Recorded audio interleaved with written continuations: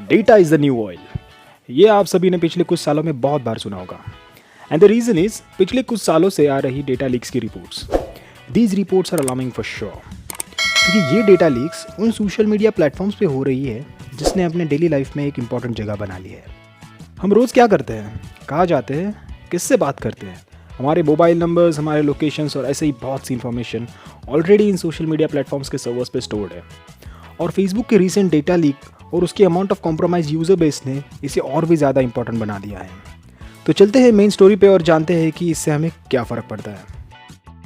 तो जनवरी में Elon gall, जो कि हडसन रॉक नाम के एक साइबर इंटेलिजेंस फर्म के CTO है, उन्होंने पब्लिकली वाया ट्विटर ये बात बताई कि ऑलमोस्ट 533 मिलियन FB यूज़र्स का डेटा कॉम्प्रोमाइज़ हुआ है। ये नंबर बहुत बड़ा है, नो डाउट। आगे जब इसके ऊपर इन्वेस्टिगेशन हुआ तो पता चला that the data of even the owners and को ओनर्स ऑफ फेसबुक, जो कि मार्क जकरबर्ग है, उनका भी डेटा कॉम्प्रोमाइज़ हुआ है। Among the affected users, top 3 users are from US with 15 million users, UK with 11 million users and India with 6 million users. Other countries का data आप screen पर देख रहे होंगे। ये लीक डेटा एक टेलीग्राम बॉट की हेल्प से बेचा जा रहा था। So how this becomes important to us? Our data, which includes our mobile numbers, email addresses, birth date, and many such critical stuff, is already being compromised without us being aware of that. This huge amount of data can be easily used to manipulate us in some way or the other. Facebook, Instagram जैसे social media platforms का तो business model ही इसके ऊपर टिका हुआ है, which involves dealing with user data and showing the relevant ads जहाँ से उनको maximum gain हो in terms of profit. इसलिए हमें इन प्लेटफॉर्म्स पे ज़्यादा से ज़्यादा एंगेज रखने के लिए नए फीचर्स, नए ट्रेंड्स एवरी अदर डे लाए जाते हैं। Not only FB, but also other media giants like Google also follow the same strategy.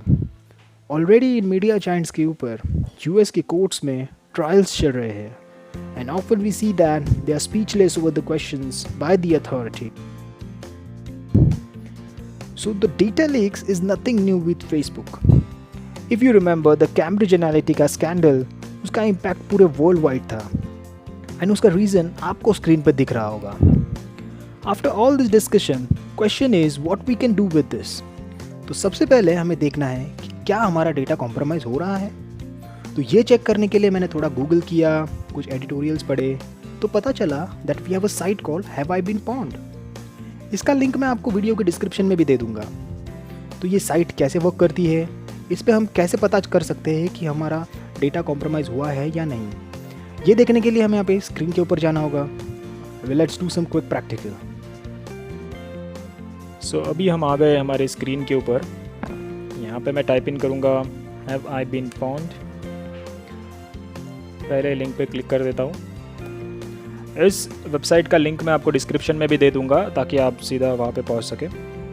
तो इस वेबसाइट के बारे में बताऊँ तो ये एक ऐसी वेबसाइट है जहाँ पर जो ग्लोबली डेटा ब्रीचेस होते हैं, जो डेटा लीक्स होते हैं, उसका डेटा यहाँ पे अवेलेबल हो जाता है ताकि लोगों को पता चल सके कि आपका डेटा ब्रीच हुआ है या नहीं। तो यहाँ पे ये इनपुट लेता है एक ईमेल या फ़ोन नंबर, जो भी आप अपने सोशल मीडिया अकाउंट्स पे या फिर नॉर्मली भी यूज़ करते हैं। तो आपको यहाँ पे पुट इन करना है आपका email ID. So for example मैंने अपना ईमेल आईडी यहाँ पे डाल दिया है।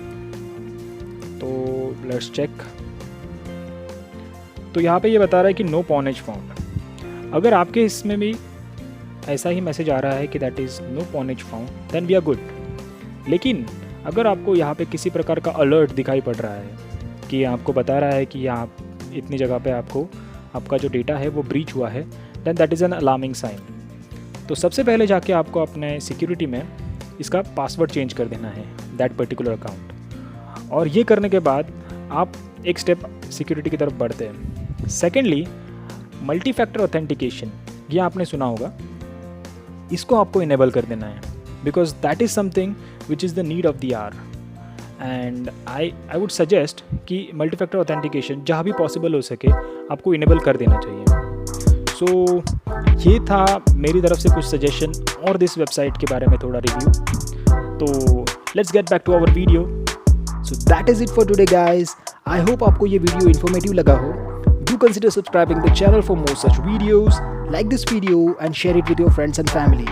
Goodbye.